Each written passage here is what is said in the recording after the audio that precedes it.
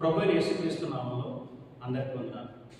ఈరోజు మన యొక్క అంశంగా డేవిడ్ బెర్నార్డ్ గారి జీవితాన్ని గురించి మనం ధ్యానించుకుందాం. డేవిడ్ బెర్నార్డ్ ఈయన ఏప్రిల్ 20వ తారీఖు 1718 సంవత్సరం ఏప్రిల్ 28, 1718లో హెడెమ్ అనేటువంటి టౌన్లో కనెక్టికట్ అనేటువంటి స్టేట్లో యునైటెడ్ స్టేట్స్లో ఈయన జన్మించారండి. ఈయన తండ్రి గారి పేరు హిస్కియా బ్రెనర్డ్, తల్లి గారి పేరు డోరథీ హాబర్ట్. ఏమండి, ఒక మనిషి తన జీవితంలో ఎంతకాలం బ్రతికాడు అనే దానికంటే కూడా ఎలా జీవించాడు అనేది చాలా ముఖ్యమండి. దేవుని కొరకు ఎంత యథార్థంగా ఆ వ్యక్తి జీవించగలిగాడు అనేది చాలా ఇంపార్టెంట్. మనం ధ్యానిస్తున్నటువంటి డేవిడ్ బెర్నార్డ్ గారు చాలా తక్కువ కాలం జీవించాడు. ఆయన కేవలము 29 సంవత్సరాలు మాత్రమే బతికాడు. కానీ ఆయన జీవితం ఎంతో మందిని ఇన్స్పైర్ చేసింది. ఆయన పుట్టి ఇప్పటికీ 307 సంవత్సరాలు అయింది. ఆఫ్టర్ 307 ఇయర్స్, ఈ 307 సంవత్సరాల తర్వాత కూడా అనేక మందిని ఆయన ఇన్స్పైర్ చేయగలుగుతున్నాడు. అనేక మంది ఆయన జీవితాన్ని ధ్యానిస్తున్నారండి. మరి ఈయన ఒక రిచ్ ఫ్యామిలీలో ఈయన జన్మించాడు. తండ్రి అయినటువంటి హిస్కియా, తల్లి అయినటువంటి డోరథీ, ఈ దంపతులకు పుట్టినటువంటి 9 మంది సంతానంలో 6వ బిడ్డగా డేవిడ్ బెర్నార్డ్ గారు ఆయన జన్మించారు. ఈయన తండ్రి గారు ఆ యొక్క కనెక్టికట్ స్టేట్ లెజిస్లేటివ్లో ఆ యొక్క ముఖ్యమైనటువంటి ఆ యొక్క చట్టాలను ఆ యొక్క లాస్ను రిలీజ్ చేసేటువంటి ఆ యొక్క మెంబర్స్లో ఒక ముఖ్యమైన వ్యక్తిగా ఈయన ఉన్నాడండి. ఈయన ఒక మంచి రిచ్ ఫ్యామిలీలో పుట్టినప్పటికీ తన యొక్క బాల్యము మరియు యవ్వనం చాలా దుఃఖంగా నడిచింది. ఎందుకంటే ఈయనకి కేవలము 9 ఇయర్స్ ఉన్నప్పుడే, కేవలము 9 సంవత్సరాల వయసులోనే తన తండ్రిని ఈయన కోల్పోయాడండి. తన తండ్రి అయినటువంటి హిస్కియా బ్రెనర్డ్ గారు అప్పట్లో టీబీ వ్యాధి, ట్యూబర్క్యులోసిస్తో ఆయన ఎంతో బాధపడి ఆయన చనిపోయాడు. ఆ తర్వాత 5 ఇయర్స్కి, అంటే ఈయనకి 14 సంవత్సరాల వయసు వచ్చేటప్పటికే తల్లి అయినటువంటి డోరథీ గారు కూడా చనిపోయారు. ఈ విధంగా కేవలము 14 సంవత్సరాల వయసుకే ఈయన ఒక ఆర్ఫన్గా మారిపోయాడు. అప్పట్లో ఆ యొక్క ఎర్లీ 18th సెంచరీ ఆ సమయంలో ఈ ట్యూబర్క్యులోసిస్ మరియు నిమోనియా వ్యాధి అనేది చాలా తీవ్ర స్థాయిలో ఉండేదండి. అనేక మంది ఈ వ్యాధి వచ్చిన వారు చనిపోతూ ఉండేవారు. ఎందుకంటే ఇప్పట్లాగా అప్పట్లో ఎలాంటి మెడిసిన్స్ అందుబాటులో లేవు. వీళ్ళ నాన్నగారు కూడా ఆ టీబీ వ్యాధితోనే చనిపోయారండి. ఆ తర్వాత ఈయన తన అక్క అయినటువంటి జెరూషా ఇంటికి ఆయన వెళ్ళిపోయాడు. అక్క బావల దగ్గరే ఉంటూ ఉన్నాడు. వారి దగ్గర ఫార్మింగ్, ఆ యొక్క వ్యవసాయాన్ని ఈయన నేర్చుకుని అక్కడ వ్యవసాయం చేసుకుంటున్నాడండి. వీరు ఆ యొక్క ప్యూరిటన్ అనేటువంటి ఆ యొక్క కాంగ్రిగేషన్ లేదా ఆ యొక్క డినామినేషన్ చెందినవారు. అంటే ఎక్కువ ఆ యొక్క పరిశుద్ధమైనటువంటి జీవితాన్ని జీవించాలి అని నమ్మేటువంటి ఆ యొక్క విశ్వాసమైనటువంటి కుటుంబం అండి. సో ఈ విధంగా ఆయన తన యొక్క అక్క మరియు బావగారి ఇంట్లో ఆయన జీవిస్తున్నాడు. అక్కడే ఆయన వ్యవసాయం చేసుకుంటున్నాడు. కొంతకాలానికి తన సహోదరుడు కూడా ఒక ఆయన చనిపోయాడు. ఈ విధంగా డేవిడ్ బెర్నార్డ్ గారి జీవితంలో ఆయన యొక్క బాల్యంలో, ఆ యొక్క యవ్వనంలోనే ఆయన అనేక మరణాలను చూస్తున్నాడు. చాలా భయంగా ఆయన జీవిస్తూ ఉండేవాడు. ఎందుకంటే చాలా చిన్న వయసులో తండ్రి, తల్లి, సహోదరుడు ఇలా వరుసగా చనిపోతూ ఉండేవారు. ఆ తర్వాత ఆ రోజుల్లో జోనాథన్ ఎడ్వర్డ్స్ మరియు జార్జ్ విట్ఫీల్డ్ అనేటువంటి గొప్ప దైవ సేవకులు ఆ యొక్క అమెరికా దేశంలో ఒక గొప్ప ఉజ్జీవాన్ని వారు కలిగిస్తున్నారు. అనేక మంది యవ్వనస్తులను వారి ప్రసంగాల ద్వారా, సువార్త ద్వారా యేసుక్రీస్తు వైపుకు వారు నడిపిస్తున్నారండి. ఇదే క్రమంలో వారి ప్రసంగాలను డేవిడ్ బెర్నార్డ్ గారు కూడా ఆయన వింటూ ఉన్నారు. ఈయనకు చిన్నప్పటి నుంచి కూడా డైరీ రాసేటువంటి అలవాటు ఉందండి. చిన్నప్పటి నుంచి కూడా జరిగేటువంటి సంఘటనని కూడా ఆయన డైరీ రూపంలో ఆయన రాసుకుంటూ ఉండేవాడు. ఈయనకి సరిగ్గా 21 సంవత్సరాల వయసు వచ్చేటప్పటికి, అంటే 12th జూలై 1739 ఆ సంవత్సరంలో ఈయన మొట్టమొదటిసారి యేసుక్రీస్తు ప్రభుని నిజరక్షకుడిగా ఈయన అంగీకరించాడు.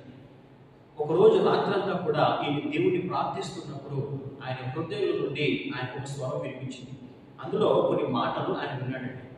వాటినే ఆయన డైరీలో రాసుకున్నాడు. ఆ మాటలు చదువుతున్నాడండి. The unspeakable glory that promoted in him a hearty desire to exalt God, to set him on the throne, and to seek first the kingdom. ఈ మాటలో ఆయన హృదయంలో నుండి ఆయన స్వరాన్ని ఆయన విన్నాడంటే, ఆ విధంగా ఆ రోజు రాత్రే యేసుక్రీస్తు ప్రభువుని తెలుసుకున్నాడు. ఆయన ఆ యొక్క స్వరక్షకునిగా నిజరక్షకునిగా అంగీకరించాడు. ఆ తర్వాత ఆయన ప్రార్థన చేస్తున్నప్పుడు ఆయన కనిపించింది దేవుడు ఆయనను సేవకు పిలుస్తున్నాడు అని. దేవుడు ఆయన సేవ కొరకు ఉపయోగించుకోవాలనుకుంటున్నాడు అని చెప్పి ఈయన బలంగా నమ్మాడండి. ఆ తర్వాత ఈయన ప్రార్థన చేసుకుని ఎల్ఏ యూనివర్సిటీ అనేటువంటి ఆ యొక్క YALE యూనివర్సిటీలో ఈయన ఆ యొక్క థియోలాజికల్ ఎడ్యుకేషన్ కోసం ఆయన జాయిన్ అయ్యాడు. అక్కడ థియోలాజికల్ ఎడ్యుకేషన్ నేర్చుకోవడానికి ఆయన జాయిన్ అయ్యాడు. ఈ విధంగా ఆయన ఫస్ట్ ఇయర్ కంప్లీట్ చేసుకున్నాడు. ఆ ఫస్ట్ ఇయర్ అయిపోయేటప్పటికి ఈయనలో కూడా ఆ యొక్క టీబీ ఆ యొక్క లక్షణాలు చాలా తీవ్రంగా కనిపించాయి. ఆ తర్వాత కొన్నాళ్ళ పాటు మళ్ళా తన ఇంటికి వెళ్ళి అక్కడ రెస్ట్ తీసుకుని ఆ తర్వాత కొంచెం ఓకే అనుకున్నాక మళ్ళా ఆయన ఆ యొక్క యూనివర్సిటీలో జాయిన్ అయ్యి తన స్టడీస్ని కంటిన్యూ చేస్తున్నాడు. ఈ విధంగా ఒక పక్క టీబీ వ్యాధితో బాధపడుతూనే మరొక పక్క అక్కడ స్టడీస్ని ఆ యొక్క థియోలాజికల్ ఎడ్యుకేషన్ని ఆయన ముందుకు తీసుకెళ్తున్నాడండి. ఇదే క్రమంలో ఒకానొక రోజు జార్జ్ విట్ఫీల్డ్ అనేటువంటి దైవ సేవకుడు ఆ యూనివర్సిటీకి వచ్చి ఆయన ఒక ప్రసంగం చేశాడు. ఆయన చేసినటువంటి ఆ యొక్క ప్రసంగం ద్వారా అక్కడ చదువుతున్నటువంటి ఆ యొక్క యూనివర్సిటీ స్టూడెంట్స్ చాలా మంది గొప్ప ఉద్యోగంతో నింపబడ్డారు. ఆయన చేసినటువంటి ఆ మంచి ప్రసంగం ద్వారా ఎంతో మంది విశ్వాసంలో బలపడి గొప్ప ఉద్యోగంతో వారు నింపబడ్డారు. ఎప్పుడైతే జార్జ్ విట్ఫీల్డ్ గారి యొక్క ప్రసంగాన్ని వారు విన్నారో ఆ తర్వాత వారి కాలేజీలో చెప్తున్నటువంటి ఆ యొక్క లెక్చర్స్ కానీ వాటిని ఎక్కువ కాన్సన్ట్రేట్ చేయాలి. ఎందుకంటే వారి యొక్క థియోలాజికల్ స్టడీని బోధించేటువంటి ఆ లెక్చరర్స్ యొక్క జీవితాలు వారి యొక్క పర్సనల్ లైఫ్స్ అనేవి అంత ఆత్మీయంగా లేవు. వారు అంత విశ్వాసులుగా వారు జీవించేవారు కాదు. అదంతా చూసినటువంటి ఆ యొక్క స్టూడెంట్స్ వారి పట్ల కొంత ఆ యొక్క డిస్సాటిస్ఫాక్షన్తో వారు ఉండేవారు అన్నట్టు. సాధారణంగా డేవిడ్ బ్రూనర్ గారికి ఒక లక్షణం ఉంది. అదేంటంటే ఉన్నది ఉన్నట్టుగా మాట్లాడే లక్షణం. ఆయన చాలా ముక్కుసూటి మనిషి. ఆయనకు ఉన్నటువంటి ఆ యొక్క లక్షణాన్ని బట్టి ఆయన అనుకున్నట్టుగా చెప్పేసేవాడు. ఎప్పుడైతే ఈ లెక్చరర్స్ గురించి ఆయన ఈ విధంగా మాట్లాడాడో ఈ విషయం ఆ యూనివర్సిటీ డైరెక్టర్ దాకా వెళ్ళిపోయిందండి.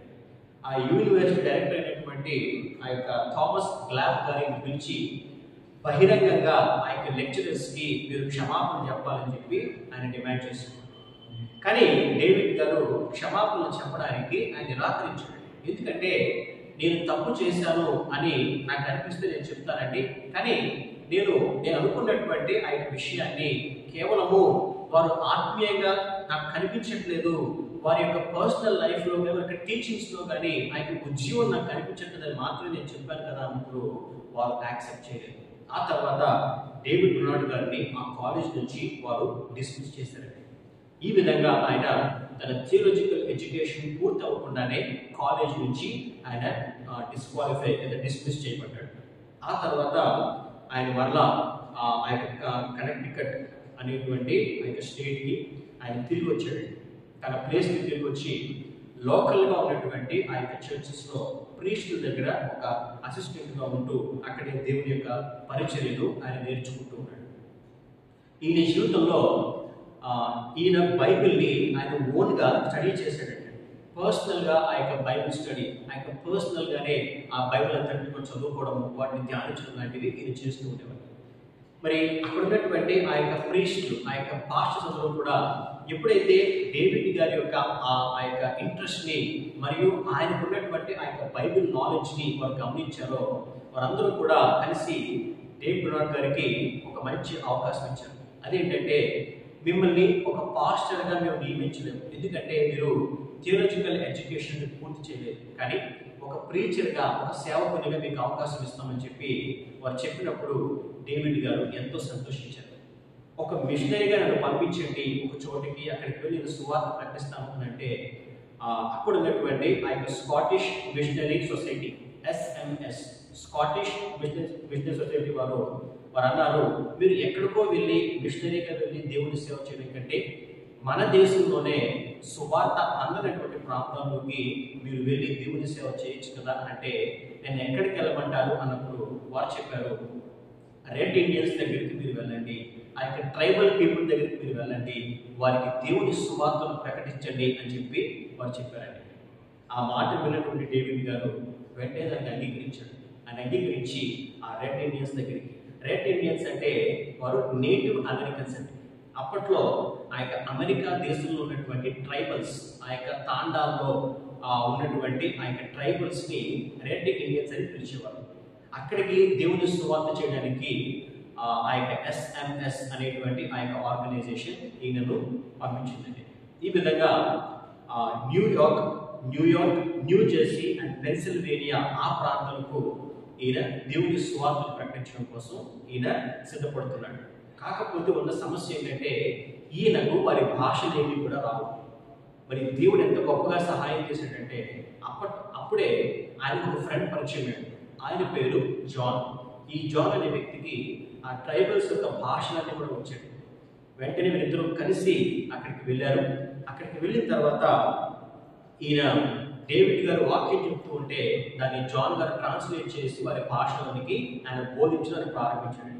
ఈ విధంగా అక్కడ ఉన్నటువంటి ట్రైబల్స్కి అద్భుతంగా ఆ యొక్క సువార్తను ఈయన అందిస్తున్నాడు. ఈయన చేసింది ఏంటంటే ముందుగా వారిని ఏ రకంగా ఆయన అప్రోచ్ చేయడంటే, ఫస్ట్ ఆ యొక్క క్రిస్టియన్ సాంగ్స్, ఆ యొక్క పోయమ్స్ కానీ ఆ యొక్క పాటలు కానీ వారి భాషల్లోనికి మార్చి ఫస్ట్ వాళ్ళని ఆ యొక్క పాటలు పాడే విధంగా ఆయన చేశాడండి. ఆ తర్వాత అక్కడ కొన్ని స్కూల్స్ ఈయన స్టార్ట్ చేశాడు. ఆ స్కూల్ స్టార్ట్ చేసి ఆ తర్వాత ఆ యొక్క ప్రాంతాలన్నీ తిరుగుతూ ఆయన దేవుని సువార్తను ప్రకటిస్తూ ఉన్నాడు. ఒక తాండా నుంచి మరొక తాండాకు, ఒక ట్రైబల్ పీపుల్ నుంచి మరొక ట్రైబల్కి వెళ్తూ అక్కడ ఉన్నటువంటి ట్రైబల్స్ అందరికీ కూడా ఆ దేవుని యొక్క మంచితనాన్ని, దేవుని యొక్క ప్రేమను ఆయన బోధిస్తున్నాడు. ఈ విధంగా ఆయన చక్కగా సేవ చేస్తున్నాడు. కానీ ఆల్రెడీ ఈయనకి టీబీ అటాక్ అయింది. ఒకవేళ ఆయన సిటీలో ఉండి మంచి ఫుడ్ అండ్ మంచి మెడిసిన్స్ మధ్య ఉంటే అది కొంత కంట్రోల్ అవుతూ ఉండేదండి. కానీ ఎప్పుడైతే ఈయన సేవ నిమిత్తము అడవిలోకి వచ్చేసాడో అక్కడ వాళ్ళు ఏం పెడితే అది తినాలి, ప్రాపర్ మెడిసిన్ లేదు, ప్రాపర్ కేర్ లేకపోవడం వల్ల ఆ టీబీ వ్యాధి అనేది బాగా ముదిరిపోయిందండి. బాగా ముదిరిపోయి ఒక్కొక్కసారి ఈయన గుర్రం మీద ఆ యొక్క తాండాలకు వెళ్తున్నప్పుడు ఈయనకి బ్లడ్ వామిటింగ్స్ అయిపోతున్నాయి, నోట్లో నుంచి బ్లడ్ కారిపోతూ ఉండేదండి. ఆ సమయంలోనే ఈయన దేవుడిని ప్రార్థన చేస్తూ ఉండేవాడు, ప్రభువా ఈ వ్యాధి అనేది ఏదో కూడా దాన్ని చంపేస్తుంది, కానీ నేను చనిపోయే ముందు మీ కొరకు ఎంత మందిని వీలైతే అంతమందిని రక్షించాలి, ఎన్ని తాండాలను రీచ్ అవ్వగలిగితే అన్ని తాండాలను రీచ్ అయ్యి వారికి దేవుని సువార్తను ప్రకటించాలనుకుంటున్నాను ఆయన అని చెప్పి ఆయన ప్రార్థన చేస్తూ ఉండేవాడండి.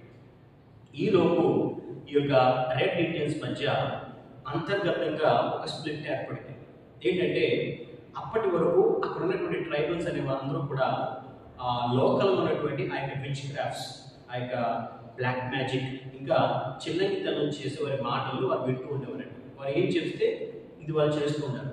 కానీ ఎప్పుడైతే డేవిడ్ అక్కడికి వెళ్ళి దేవుని యొక్క మంచితనాన్ని, ప్రేమను, సువార్తను బోధిస్తున్నాడో అనేక మంది ఆ యొక్క విచ్ క్రాఫ్ట్స్ వదిలిపెట్టేసి ఈయన వెంబడించడం ప్రారంభించారు. దీన్ని బట్టి ఆ విచ్ క్రాఫ్ట్స్ లేదా ఆ యొక్క చిల్లంగితనం చేసే వారికి చాలా కోపం వచ్చింది. ఎలాగైనా ఇక్కడి నుంచి తరిమేయాలని చెప్పి ఎన్నో ప్రయత్నాలు చేశారు, కానీ డేవిడ్ గారిని వారు ఏమీ చేయలేకపోయారు. ఈ విధంగా ఆయన అక్కడ ఉన్నటువంటి అనేక మంది త్రాగుబోతులను ఆయన మార్చాడు. వారి యొక్క త్రాగు నుంచి వారు విడుదల పొందారు. అనేక మంది వ్యభిచారం చేసే వారిని ఆ యొక్క వ్యభిచారం నుంచి ఆయన మానేసే విధంగా ఆయన చేశాడండి.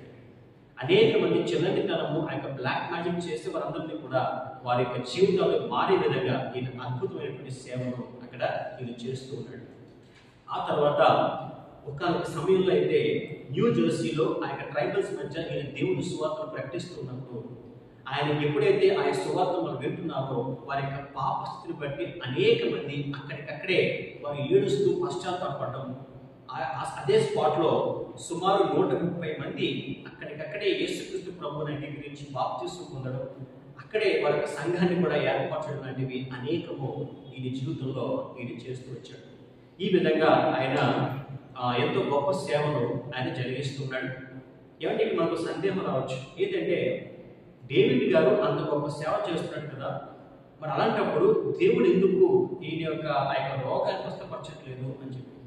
ఏమంటే మనం యేసుక్రీస్తు ప్రభువుని నమ్ముతుంది, విశ్వసిస్తుంది కేవలము మన జీవితాల్లో అద్భుతాలు జరగడానికో, ఆశ్చర్య కార్యాలు జరగడానికో, లేదా రోగాలు పోవడానికో, అప్పులు పోవడానికో వీటికి మాత్రం కాదండి. మనం యేసు ప్రభువుని అంగీకరించింది మన మరణం తర్వాత ఆయన నిత్య జీవంలో ప్రవేశించడానికి. ఈ లోకంలో ఉన్నప్పుడు కార్యం జరగకపోవచ్చు. కేవలము ఈ లోక సంబంధమైన వాటి వరకు మనం ప్రభువుని నమ్ముకుంటే మనంత దౌర్భాగ్యం మనకు ఉండదు. ఎందుకంటే మన యొక్క రోగం పోవాలంటే ఒక డాక్టర్ సరిపడా, మనకు ఉన్నటువంటి అప్పు పోవాలంటే ఒక ధనవంతుడు సరిపడా. ఇలా మన లోక సంబంధమైన వాటి కోసం కాదండి, మన యొక్క పరలోక సంబంధమైన వాటి కొరకు, ఆ యొక్క నిత్య రాజ్యం కొరకు మనం ప్రభువుని విశ్వసిస్తున్నాం. ముందు ఈ విషయం మనం తెలుసుకోవాలి. బైబిల్ అందులో మనం ఉదాహరణ చూస్తే ఆనాడు షద్రక్, మేషక్, అబేద్నెగో అనేవారు ఎప్పుడైతే నెబుకద్నెజరు వారిని తన యొక్క విగ్రహానికి, ఆ స్టాట్యూకి సాగిలపడమని చెప్తారో, షద్రక్, మేషక్, అబేద్నెగో వారికి అంగీకరించారు. రాజా, నీవు చెప్పిన మాటను మేము చేయలేము. మేము మా దేవునికి మాత్రమే మేము సాగిలపడి నమస్కరిస్తాం. ఒకవేళ నీవు మమ్మల్ని అగ్నిగుండంలో వేసే పనులైతే మాకు మా దేవుడు ఉన్నాడు, ఆయన మమ్మల్ని రక్షించగలడు. ఒకవేళ రక్షింపకపోయినప్పటికీ కూడా మాకు ఆయనే దేవుడు, నీకు సమాధానం చెప్పాలని చింత మాకు లేదని చెప్పి ఆ రోజు వారు చెప్తారండి. అలాంటి విశ్వాసంతో మనం జీవించాలి. డేవిడ్ బ్రౌన్ గారు తన జీవితంలో అదే విశ్వాసంతో ఆయన జీవించాడు. ఏ రోజు కూడా ఆయన ప్రభువుని బ్లేమ్ చేయలేదు. కానీ తాను బ్రతికున్నటువంటి ఆ సమయంలో ఎంతమంది వీలైతే అంతమందిని ప్రభు కొరకు సంపాదించాలని మాత్రమే ఆయన అనుకున్నాడండి. ఈ విధంగా ఆయన తన జీవితకాలం మొత్తంలో ఆయన 4 సంవత్సరాలు ఆయన సేవ చేశాడు. ఈ 4 సంవత్సరాలలో కొన్ని వందల మంది రెడ్ ఇండియన్స్ని, ఆ యొక్క నేటివ్ ట్రైబల్స్ని, అనేక మందిని ఆయన ప్రభులోనికి నడిపించగలిగాడండి. ఈయనతో ఉన్నటువంటి ట్రాన్స్లేటర్ అయినటువంటి జాన్, ఈయన విశ్వాసే కాదు, ఈయన కేవలం ట్రాన్స్లేషన్ మాత్రం చేస్తూ ఉండేవాడు. ఎప్పుడైతే డేవిడ్ గారి యొక్క సువార్తను ఈయన వింటున్నాడో, ఈయన కూడా రోజు దగ్గరికి వచ్చి, అయ్యా రక్షణ పొందాలంటే నేను ఏం చేయాలని చెప్పి అడిగాడంటే, ఈ విధంగా అనేక మందిని ఆయన ప్రభువునికి నడిపించాడు. ఈయనకి సరిగ్గా 21 years వచ్చేటప్పటికి ఆ యొక్క రోగం అని చాలా విపరీతంగా అది ముదిరిపోయింది. ఆయన యొక్క బ్లడ్ వామిటింగ్స్ అయిపోతున్నాయి, లంగ్స్ అంతా కూడా ఆ యొక్క ఇన్ఫెక్షన్తో నిండిపోయిందండి.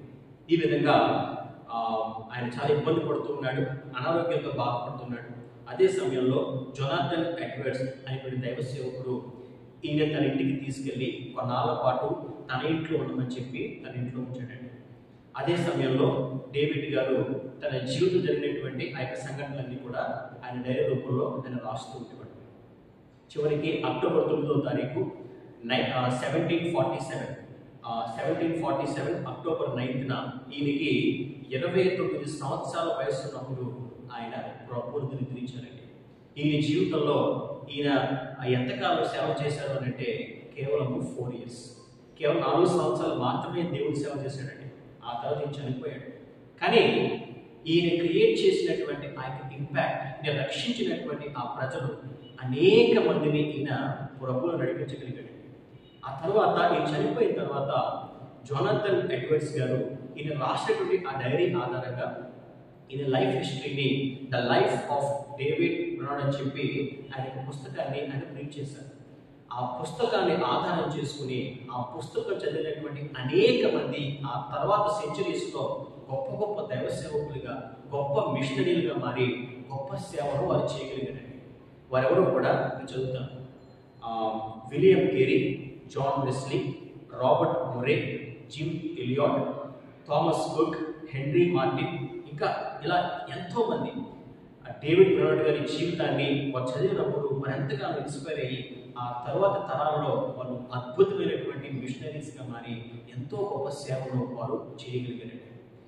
ఈ విధంగా డేవిడ్ బ్రౌన్ తన జీవితంలో బాల్యంలో ఎంతో దుఃఖాన్ని అనుభవించాడు. ఆ తర్వాత తన యవ్వనంలో ఒక భయంకరమైన వ్యాధి ఆయనకు సోకింది.